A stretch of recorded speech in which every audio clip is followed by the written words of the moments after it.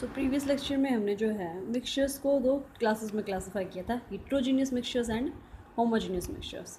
ठीक है, जो हिट्रोजीनियस मिक्सचर्स हैं उनकी भी फर्दर क्लासिफिकेशन की थी किसमें, that is suspensions, one is suspensions and another one is colloids, right? So first of all, let's see that what are the suspension actually, and what are their properties and how they are different from the mixtures and colloids itself, right? So suspensions,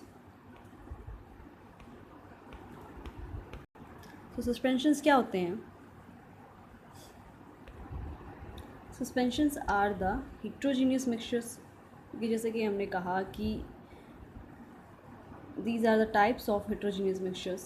So suspensions are heterogeneous mixtures जिनके अंदर different phase हो, single phase में वो नहीं होते, उनके अंदर layers दिखाई देती हैं, पार्टीशन दिखाई देते हैं। ठीक है, तो इसके अंदर क्या होगा, जो पार्टिकल्स हैं वो कम्प्लीटली डिजॉल्व नहीं होंगे और remain suspended throughout it, right. Heterogeneous mixture है, इसका मतलब क्या है, जो पार्टिकल्स होंगे इसके सॉलिड पार्टिकल्स वो कम्प्लीटली डिजॉल्व नहीं होंगे, do not dissolve in it and remain suspended, मतलब अटके हुए रह जाते हैं, रिमेन सस्पेंडेड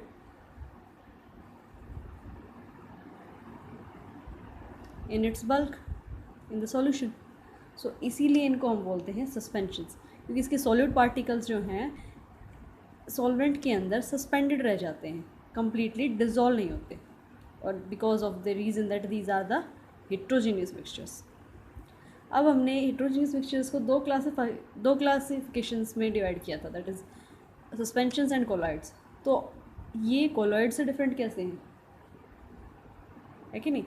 सो इनके जो पार्टिकल साइज़ हैं वो होता है 10 टू द पावर, काफ़ी लार्ज साइज होता है, particle size is definitely larger than the solutions, that is true. Solution से काफ़ी जो साइज़ है इनका बड़ा होता है, तो पार्टिकल साइज इज़ लार्ज, कि इतने बड़े पार्टिकल साइज होते हैं कि हम उन्हें नेक्ड आइज से देख सकते हैं, से वो विजिबल होते हैं उनके पार्टिकल्स, इसके पार्टिकल सॉल्यूट पार्टिकल्स।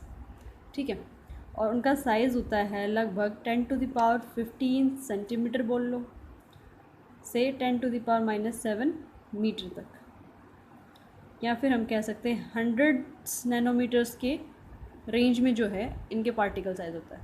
लेकिन सॉल्यूशंस में क्या था, इट वाज पार्टिकल साइज था 1 नैनोमीटर या फिर इससे कम। ठीक है, सो उसके पार्टिकल्स जो हैं नेक्ड आई से विजिबल भी नहीं थे। ठीक है, सो एग्ज़ाम्पल की बात करें तो सस्पेंशंस जो हैं, जो पेंट हैं, हमारे पेंट्स क्या हैं, सस्पेंशंस हैं। ठीक है, अगर पेंट का डिब्बा अगर काफ़ी टाइम तक रखा रहे तो उसको दोबारा यूज़ करने के लिए हम क्या करते हैं, उसको अच्छे से मिक्सअप करते हैं। क्यों? क्योंकि उसके अंदर जो उसके पार्टिकल्स थे, सॉलिड पार्टिकल्स, वो जो है उसके बॉटम में जो है वो सेटल डाउन हो जाते हैं, इसीलिए उनको मिक्स करना ज़रूरी होता है। So paints are also suspensions. Milk of magnesia, milk of magnesia क्या है, ये एक एंटासिड है, एसिडिटी होने पर जो डॉक्टर प्रेफर करते हैं ना वो सॉल्यूशन है, बॉटल में आता है। ठीक है, उसकी बॉटल पे लिखा होता है कि मिल्क ऑफ मैग्नीशिया, नीचे लिखा होता है सस्पेंशन, या कफ सिरप होते हैं, जितने भी कुछ सिरप्स होते हैं उनके नीचे भी लिखा होता है सस्पेंशन। सस्पेंशंस क्या हैं, जिनके अंदर पार्टिकल साइज़ क्या हो, इस रेंज के अंदर हो, उन्हें हम उन हेट्रोजीनियस मिक्सचर्स को हम बोलते हैं suspensions. So milk of magnesia is also a suspension. उसके बाद अगर बात करें लाइम वाटर, लाइम वाटर क्या है, जो हम वाइट वॉश यूज़ करते हैं, सफ़ेदी जिसे कहते हैं, ये भी एक सस्पेंशन है कैल्शियम ऑक्साइड और वाटर का। ठीक है, ऐसे ही सफ़ेदी को अगर तुम बिना डिस्टर्ब किए अनडिस्टर्ब रख दें कुछ टाइम तक, तो इसके पार्टिकल्स भी क्या होंगे, जो इसके बॉटम सरफेस है उसके अंदर सेटल डाउन हो जाते हैं। इसीलिए हम उसको मिक्स करना पड़ता है with for before use, right. तो suspension particles get settle down. जो सस्पेंशन है वो जो है, इसका मतलब क्या है, स्टेबल नहीं होते। मतलब कुछ टाइम के बाद जो उसके अंदर हमने जो मिक्सचर हमने बना रखा है, वो उसके जो सॉलिड पार्टिकल्स हैं वो उसके बॉटम सरफेस पे क्या होंगे, सेटल हो जाएंगे, नीचे नीचे की तरफ ट्रांसफ़र हो जाएंगे, ठीक है। तो they will settle down and hence our suspension is not stable, right. Now the properties of a suspension. So पर जो एक सस्पेंशन है दैट इज़ हेट्रोजीनियस मिक्सचर है, वो उसकी प्रॉपर्टीज़ क्या हैं। अगर हम सस्पेंशन की प्रॉपर्टीज़ की बात करें, definitely it is a heterogeneous mixture.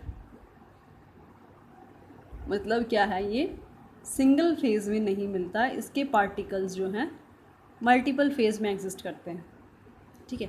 Multi phase का मतलब क्या हुआ कि इसके जो पार्टिकल्स हैं वो लेयर्स दिखाई देंगे तुम्हें अलग से, पार्टिकल्स जो हैं उसके अंदर अलग से दिखाई देंगे, सॉल्यूशन के अंदर कंप्लीटली जो है वो डिज़ोल्व नहीं होते, राइट। उसके बाद जो इसके पार्टिकल साइज़ है,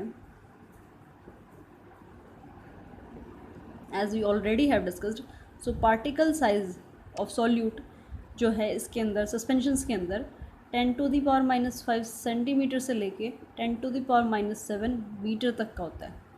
लेकिन सॉल्यूशंस में it was in nanometers, right, या फिर हंड्रेड्स ऑफ नैनोमीटर के साइज़ में इसके पार्टिकल्स का साइज़ होता है, ठीक है। नाउ इतना बड़ा साइज़ जो है हम नेक्ड आइज से वो विजिबल होगा, ठीक है। इसके जो पार्टिकल्स है, सॉलिड पार्टिकल्स डिस्पर्स जो होते हैं, वो हमें नंगी आँखों से भी दिखाई दे सकते हैं, ठीक है। लेकिन सॉल्यूशन के अंदर जो पार्टिकल्स थे वो कम्प्लीटली डिज़ोल्व हो जाते थे, उन्हें हम नेक्ड आइज से नहीं देख सकते थे, राइट। उसके बाद जो है, अगर कोई भी सस्पेंशन है उसके अंदर से हम कोई भी लाइट बीम पास करेंगे तो वो लाइट बीम को क्या कर देते हैं, स्कैटर कर देते हैं। जो सस्पेंशन के अंदर पार्टिकल्स हैं वो उस लाइट बीम को क्या कर देंगे, स्कैटर कर देते हैं, right. So they scatter the light beam, light radiations when passed through the suspension medium, ठीक है। And fifth property that is we already have discussed that the particles of a suspension get settled down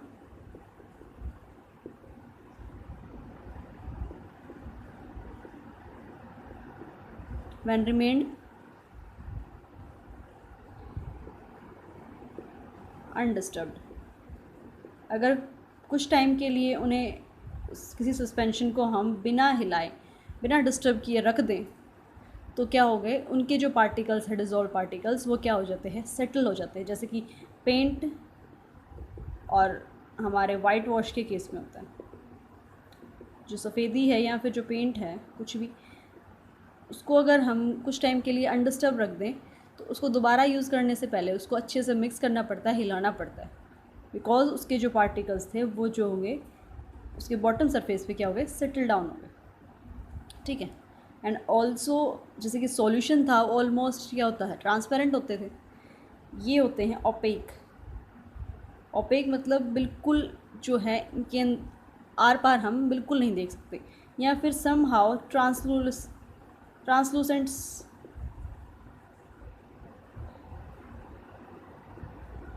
भी होते हैं। कुछ suspension जो है translucent nature के भी होते हैं, otherwise they are usually opaque in nature, ठीक है। उनके हम आर पार बिल्कुल भी देख नहीं सकते, ठीक है। So this is all about the suspensions. उसके बाद हमने बात की थी कोलाइडल सॉल्यूशंस। हेट्रोजीनियस सॉल्यूशंस जो थे, मिक्सचर्स जो थे, दो टाइप से हमने डिवाइड किए थे, that is suspensions and colloids. So what are the colloids? जो कोलाइडल सॉल्यूशंस होते हैं इनके पार्टिकल साइज़ जो है, इसके पार्टिकल्स का साइज़ जो है इन बिटवीन होता है, किसके, सॉल्यूशन और सस्पेंशंस के। मतलब जो हमारे कोलाइड्स हैं उनका पार्टिकल साइज़ इनसे तो बड़ा होगा, ठीक है, लेकिन सस्पेंशन से छोटा होगा। राइट। सो जो पार्टिकल साइज़ है, जो सोल्यूट पार्टिकल्स हैं किसी भी कोलाइडल सॉल्यूशन के अंदर, उसके पार्टिकल का साइज़ सॉल्यूशन के पार्टिकल साइज़ से तो बड़ा होगा, लेकिन सस्पेंशन के पार्टिकल साइज़ से क्या होगा, छोटा होगा, right. So the particle size in the colloidal solutions lies in between the particle size of solution and suspension. और इसी वजह से जो, क्योंकि इनका पार्टिकल साइज छोटा है, ठीक है, डेफिनेटली मतलब सॉल्यूशन से बड़ा है लेकिन पार्टिकल साइज़ काफ़ी स्मॉल है, इस वजह से ये जो है हमें जो है सॉल्यूशंस की तरह दिखाई देते हैं, वो भी होमोजीनियस सॉल्यूशंस की तरह दिखाई देते हैं, बट एक्चुअली ये होते हैं हेट्रोजीनियस सॉल्यूशंस, ठीक है, क्योंकि इनके पार्टिकल साइज़ इतना छोटा होता है, सस्पेंशन के कंपैरेटिव काफ़ी छोटा होता है, तो इस वजह से जो है ये होमोजीनियस सॉल्यूशन की रिजेंबलेंस देते हैं, उनके जैसे दिखाई देते हैं, लेकिन actually these are the heterogeneous mixtures. So colloidals are also the heterogeneous mixtures.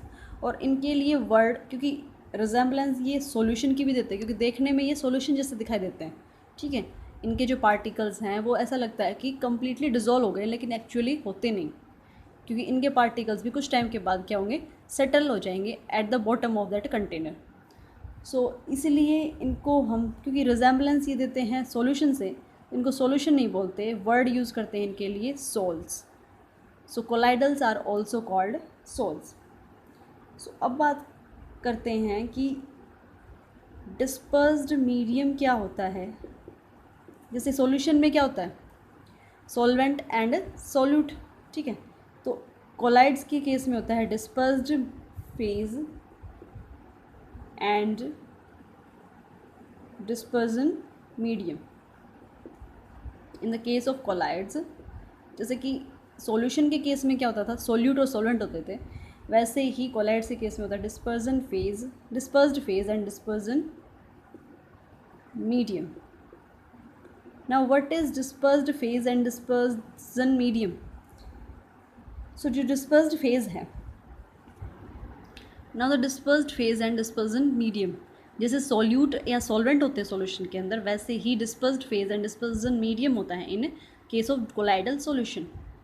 सो जैसे हमने पढ़ा है कि कोलाइडल सॉल्यूशन क्या होते हैं,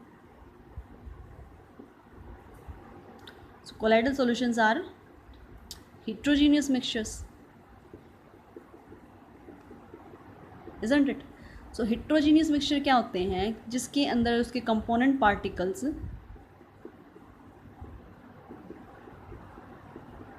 जो हैं are not in one phase, मतलब उसके अंदर तुम्हें बाउंड्रीज दिखाई देंगी, वो जो उसके कंपोनेंट्स हैं किसी भी मिक्सचर के, वो एक फेज़ में ना हो करके डिफरेंट फेज़ में होंगे, मोर देन वन फेज़, ठीक है।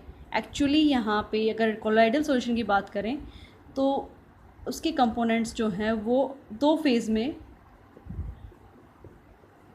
सस्टेन करते हैं, मतलब they are present in two phases, ठीक है। उनमें से एक फेज़ को बोलते हैं हम डिस्पर्स्ड फेज़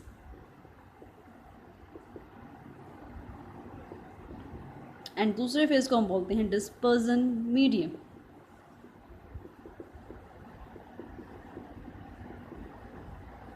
राइट। सो डिस्पर्स्ड फेज़ को अगर हम डिफाइन करें तो कैसे करेंगे, क्या होता है डिस्पर्स्ड फेज़। जैसे सोल्यूट होता है सॉल्यूशन के अंदर, so like solute, it is like solute like component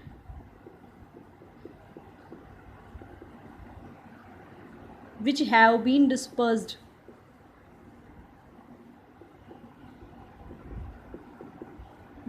कहें या फिर कहें is distributed throughout the medium, through out the solvent, ठीक है। देखो सिर्फ नाम में डिफरेंस है, जैसे सोल्यूट एंड सॉल्वेंट होते थे ना, वैसे ही dispersed phase and dispersion medium है।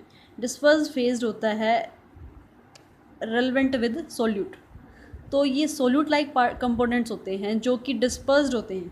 डिस्पर्स्ड मतलब फैले हुए होते हैं, डिस्ट्रीब्यूटेड होते हैं through out the solvent. Solvent के अंदर थ्रू आउट डिस्ट्रीब्यूशन किनका होता है?